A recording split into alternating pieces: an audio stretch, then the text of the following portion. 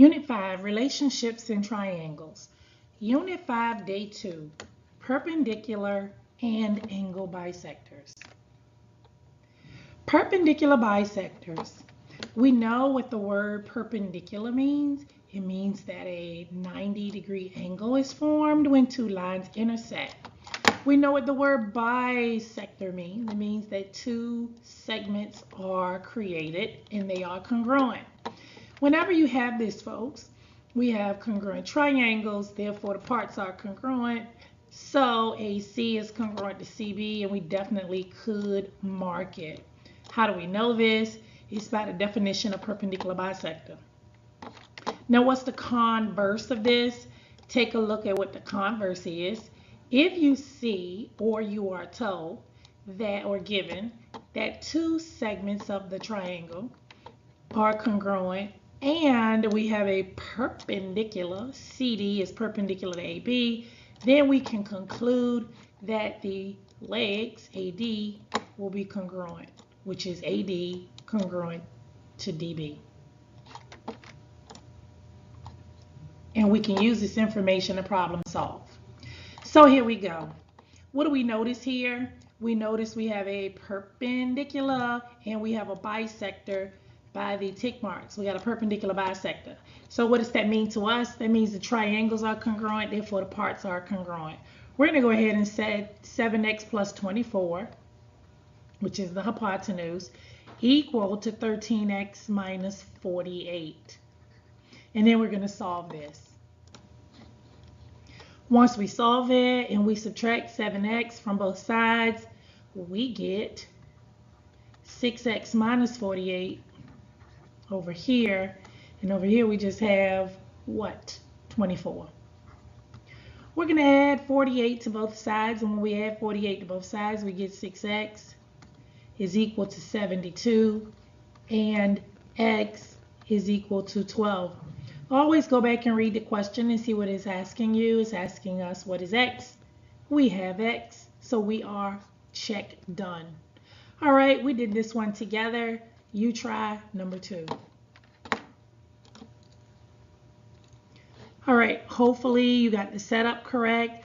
The setup is 17x minus 3 is equal to 9x plus 13.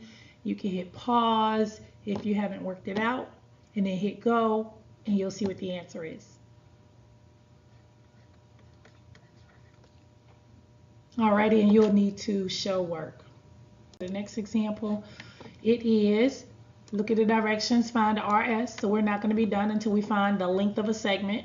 However, do you notice that we have a perpendicular and we also have bisectors?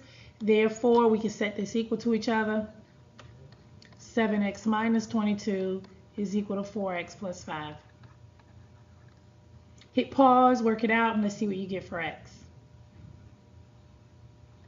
All right, we get x is equal to 9. However, we need RS, and RS is the length of one of the sides. So we're going to substitute 9 in for x, and we get 4 times 9 plus 5. So that side is 41 units. Alrighty, you try this one. All right, if you tried number 4, I'm not going to tell you what the setup is. However, I will tell you that EG is equal to 19 units. Make sure you show work and check your answer. Okay, the next thing we're going to talk about is angle bisectors. Here we know what an angle is, and we also know what a bisector is. So if ray AD bisects angle BAC, always look at your middle letter. So if the ray bisects the whole angle and perpendicular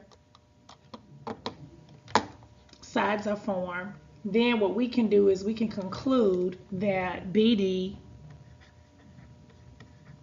is actually congruent to DC. So we could definitely mark it. BD is congruent to DC. Now, for some of you who are interested, this goes to our last unit on congruent triangles. As you can see, this is going to be hypotenuse leg. So that's basically what it's saying. If we have perpendicular bisectors and we have congruent angles, we are going to have angle side.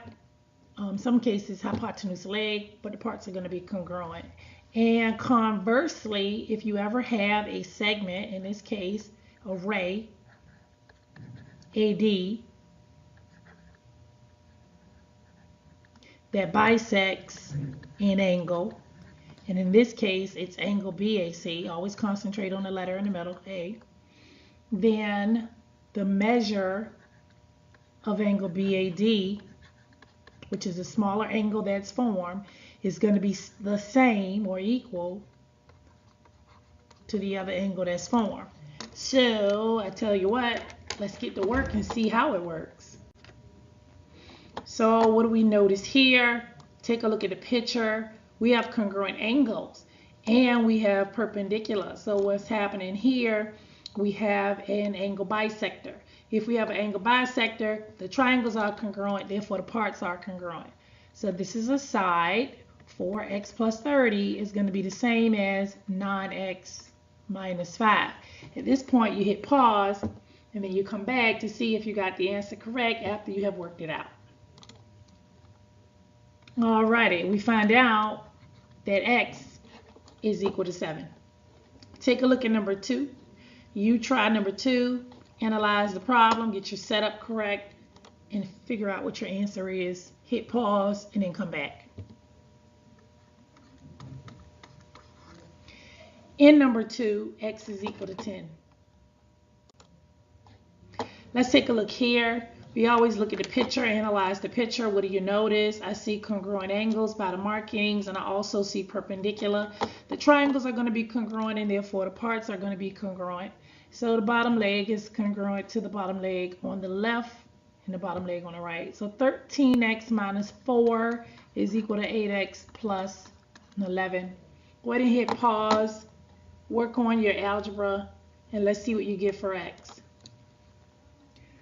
All right, so x is equal to 3, and we're done, right? Oh, no, we're not. This says we need to find the length of segment AD. So we need to find the length of segment AD.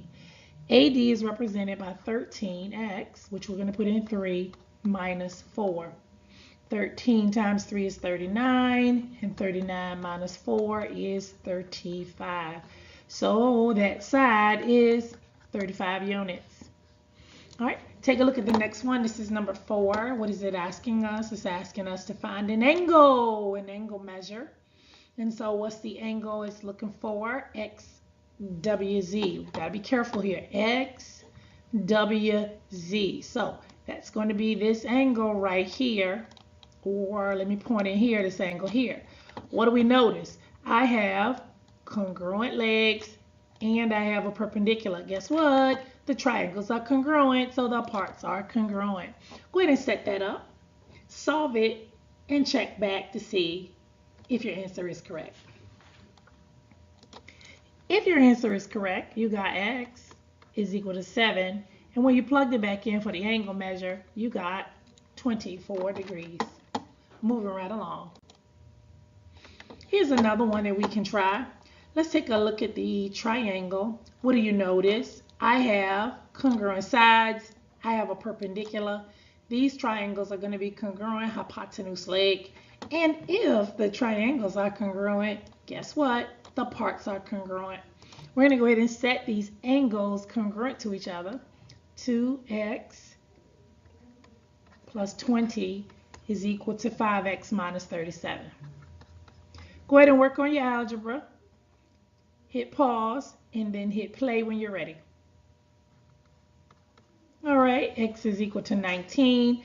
And if we plug it back in, we are going to find out that the one angle is 58 degrees. However, F to G to H, F to G to H, this is the entire angle. So I'm going to have to add 58 to 58 and get the entire angle, which is what? 116 degrees.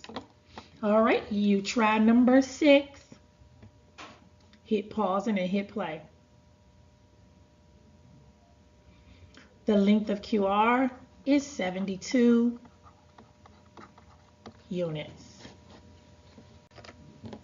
All right, this completes our lesson for today on angle bisectors and perpendicular bisectors. What is it that we need to know?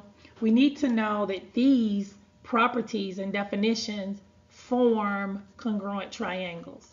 We talked about congruent triangles in the last unit, and what we know is that if the triangles are congruent, the parts are congruent. Go ahead and finish up some of the problems. 5 problems in your booklet, get those checked off, and continue with your classwork.